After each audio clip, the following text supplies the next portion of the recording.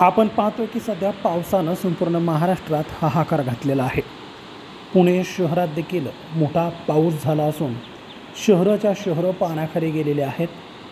भीमा खोऱ्यात आणि वीर धरणाच्या पाणलोट क्षेत्रात देखील मोठा पाऊस झालेला आपल्याला पाहायला मिळाला। वीर धरणाच्या पाणलोट क्षेत्रात पाऊस झाल्यानं सध्या वीर धरण जे आहे ते पूर्ण क्षमतेनं भरलेलं आहे आणि येणारा पाण्याचा विसर्ग जो आहे तो नीरा नदीपात्रात गेल्या काही दिवसांपासून मोठ्या प्रमाणात सुरू आहे।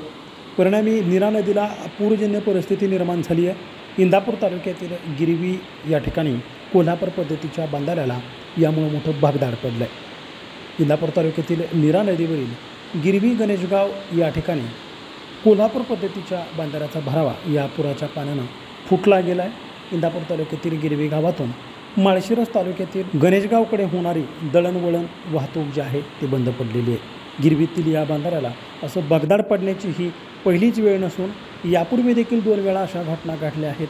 आत्ताची ही तिसरी वेळ आहे। जर या बंधाऱ्याची तातडीने दुरुस्ती झाली नाही तर या बंधाऱ्याचं पात्र कोरडं ठाक पडेल। इंदापूर तालुक्यातील आणि माळशिरस तालुक्यातील दोन्ही बाजूचे शेतीचे यामुळे मोठी वाताहत होईल, मोठं नुकसान होईल, त्यामुळे शेतकरी चिंतेत आहेत।